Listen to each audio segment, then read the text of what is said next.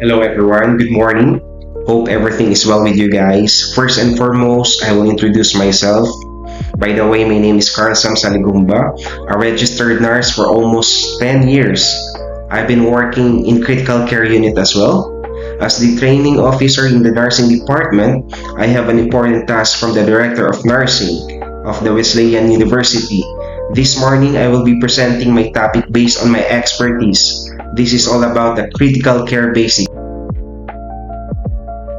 I came up with these general objectives, which entails this training aims to enhance the knowledge and skills of the new ICU nurses in critical care basics, including ICU protocols, infection control, and effective time management.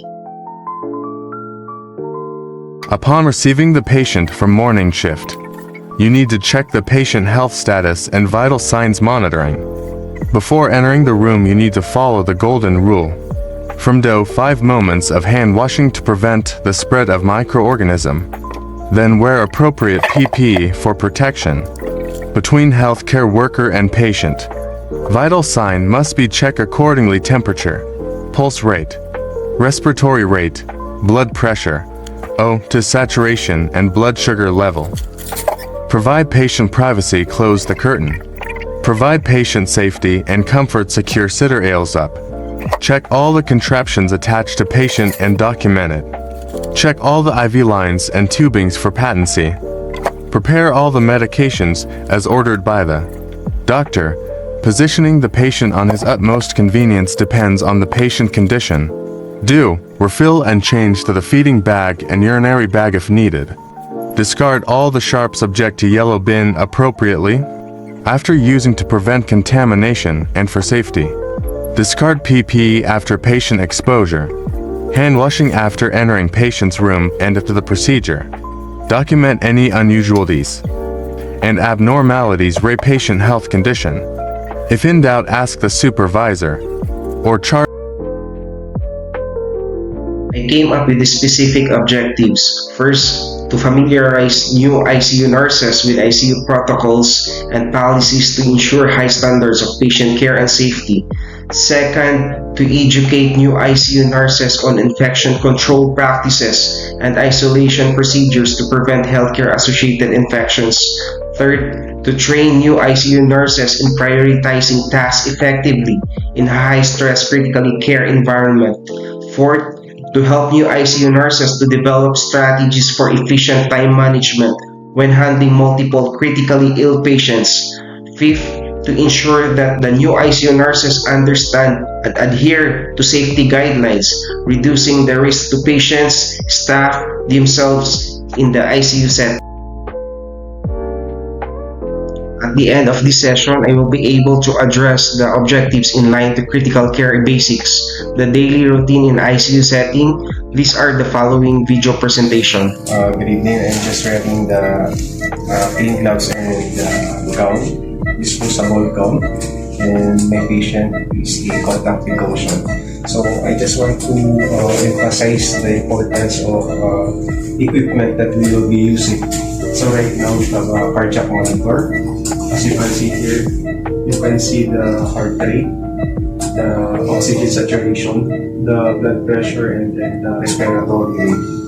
Then the patient has a contraction. This one is the medicine. Patient has a inotrope support like norepinephrine, and the Lasix ongoing, and the dobutamine. So patient, as you can see, patient attached mechanical ventilator support here. So you can see the tube. This one is the CVC line at right subclavian vein.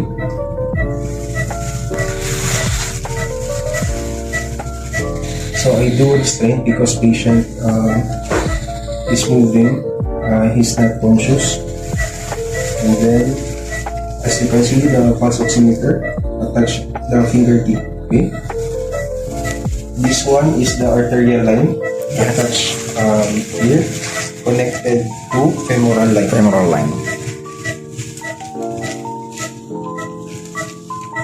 Okay. Yeah. I just put a date to be sure the dressing is dated, documented properly. And then, what else? Tracheostomy. Patient has a tracheostomy. So, we just put cover at the patient face for protection and also for privacy. Okay. And if you can see, it's ongoing a food. It's like Yes, I forgot. This is the NGT feeding. Yeah. At the nose, attached at the connected to Like nose nostril. tube. With the infusion pump yes, with 34 ml per hour. This is presubin 2 kcal. 2 kcal, it means k-calories the patient. Supplemented, it's a total content of the food inside the yeah. presubin. Okay? This is the content of the presubin. Okay, guys. So patient has a Lasix and inotropes support, and anytime patient will be shocked. That's why we have a portable defibrillator. Okay, this is the setup in the ICU.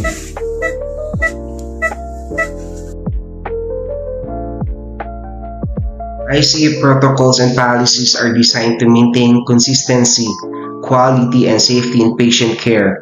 New nurses need to understand these standards as they form the foundation for safe and effective practice in the ICU.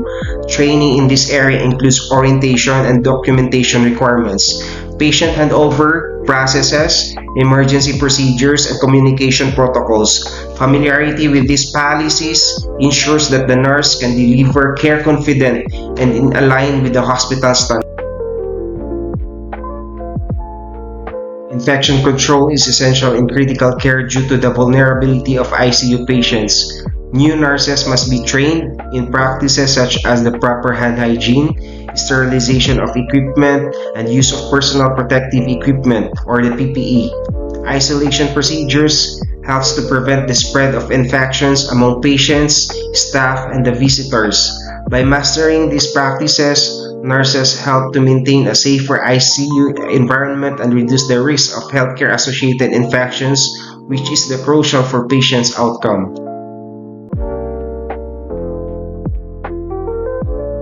In the ICU, nurses frequently handle multiple urgent situations simultaneously. Training in task prioritization is essential, as it helps the nurses respond efficiently to the most critical needs without overlooking other responsibilities. By learning to assess patient acuity, identify immediate needs, and manage less urgent tasks accordingly. ICU nurses often have a high patient load and many responsibilities that require efficient time management.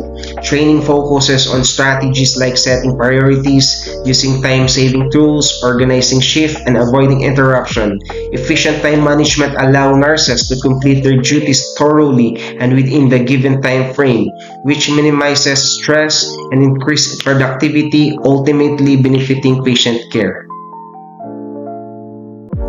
Safety guidelines in the ICU are designed to prevent accidents, injuries, and errors. New nurses are trained on protocols such as the safe handling of hazardous materials, proper lifting techniques, medication administration safety, and the emergency preparedness.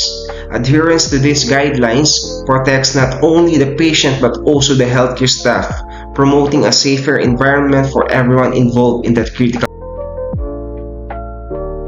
In closing, I want to emphasize the importance of preceptorship in critical care basics and development of work readiness in ICU, especially to our new nurses. I am here to support you every step of the way. Thank you for your attention, and please feel free to ask any questions or share your concerns. Have a blessed day ahead to everyone.